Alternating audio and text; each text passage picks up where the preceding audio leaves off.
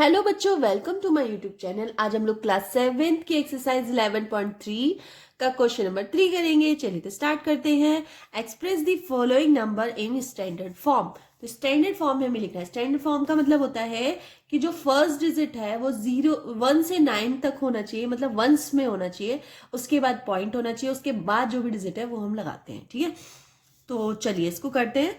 तो सबसे पहले है इधर, मैं यहां से कर लेती हूँ 5 के पीछे ये सारी जीरो है, ये कोमास लगे हुए हैं, तो मैं पॉइंट लगा देती हूँ। पॉइंट के बाद क्या, सारे जीरोस लिख देती हूँ। 1 2 3 4 5 6 7। ठीक है, इस तरह से पॉइंट लगा दिया मैंने। अब पॉइंट के पीछे कितने जीरो है, 1 2 3 4 5 6 7 जीरो है। ठीक है, तो मैं क्या करूंगी, लिखूंगी 10⁻7। ठीक है, अब आप लोग इसको इस तरह से भी लिख सकते हो, 5 मल्टीप्लाई 10⁻7। ये क्या हो गई, इसकी स्टैंडर्ड फॉर्म हो गई। ठीक है, चलिए नेक्स्ट करते हैं। नेक्स्ट पार्ट इसका, नेक्स्ट इसका, इसमें देखो इसमें भी सेम दे रखा है। तो हम क्या करेंगे, 7 के पीछे हम पॉइंट लगाएंगे। फर्स्ट डिजिट होगी ना, जो भी फर्स्ट डिजिट, उसके पीछे ही जस्ट आप पॉइंट लगा देना।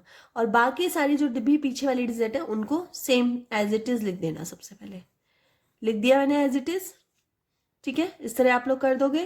ठीक है, अब जो पॉइंट के पीछे वाली डिजिट है उनको आपको काउंट करना है। तो 1 2 3 4 5 6 है, तो 10⁻, क्या लिखोगे आप, 6। ठीक है, आप पीछे के, अब पॉइंट के पीछे जितनी भी जीरो होती है उनको आप इग्नोर कर, नंबर को इग्नोर तो नहीं कर सकते, जीरो को इग्नोर कर सकते। तो यहाँ तो सारी जीरो है ना, तो हम इसको डायरेक्ट लिख सकते हैं 7 मल्टीप्लाई 10⁻6, ऐसे लिख सकते हैं। ठीक है, चलिए अब इसका थर्ड पार्ट कर लेते हैं हम लोग। थर्ड पार्ट, तो थर्ड पार्ट में है, ओह ये तो बहुत बड़ा नंबर है, 3 8 1 1 8 6 5, फिर 2 0 है और फिर 3 0 है। ठीक है, चलिए तो कर लेते हैं इसको। अब इसमें देखो कितना बड़ा नंबर है, तो हम क्या करेंगे, कुछ भी नहीं करना, में 3 के बाद पॉइंट लगा देना है। पॉइंट लगा दिया और बाकी सारी डिजिट एज इट इज लिख देनी है। 18 65 0 0 0 0 0, ज्यादा है कोमा लगा दीजिए। ठीक है, अब आपको पता चल गया। अब हम क्या करेंगे, अब हम 3 को ऐसे ही रहने देंगे।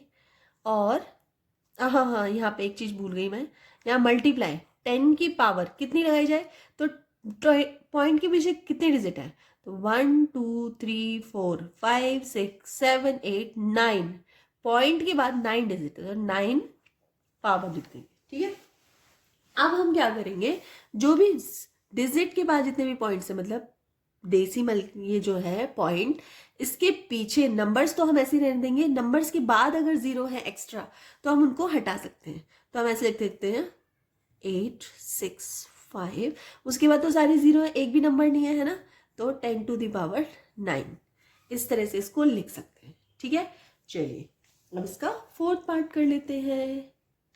फोर्थ पार्ट, 3 9 0 8 7 8, इसको स्टैंडर्ड फॉर्म में कन्वर्ट कैसे करेंगे, हम क्या करेंगे, 3 जो है ना इसके पीछे पॉइंट लगा देंगे। लीजिए हमने पॉइंट लगा दिया।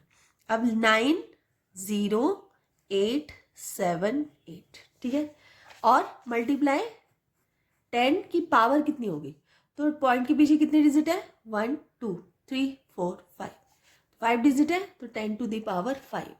ठीक है, बस। अब इसके पीछे क्या है, कोई जीरो है, कोई जीरो है ही नहीं, तो ये डिजिट ऐसी की ऐसी ही लिखी जाएगी, इसको हम चेंज नहीं कर सकते। ठीक है, 4 हो गया। चलिए तो 5 कर लेते हैं। तो इसका फिफ्थ पार्ट ये है। अब इसको भी स्टैंडर्ड फॉर्म में कन्वर्ट करना है। अब यहाँ पे ऑलरेडी हमें पॉइंट दिया हुआ है, लेकिन हमारा पॉइंट हमेशा जो फर्स्ट नंबर है ना, फर्स्ट जो नंबर है, डिजिट है, उसके जस्ट पीछे आना चाहिए। तो इस पॉइंट को हमें ले जाके यहाँ पे रखना है। ठीक है, जिससे मैं बता देती हूँ अभी, 3 9 0 8 7.8 ऐसे लिखा है ना, तो ये जो पॉइंट है ना, ये इस तरह से जाएगा और यहां जाके डिलीवर हो जाएगा।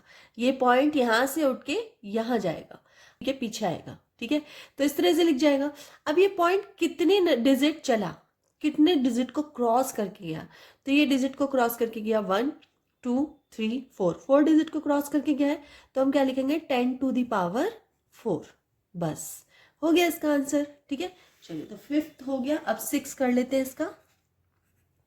6 है हमारा 3908.78, ये है। ठीक है, तो इसको भी कर लेते हैं हम लोग। अब ये पॉइंट उठ के इधर जाना है, मीन्स ये ऐसे होना है 908.78, ये है आपके पास। ठीक है, तो ये पॉइंट उठ के कहाँ जाना है, ये पॉइंट उठ के इधर जाना है। ठीक है, इस तरह से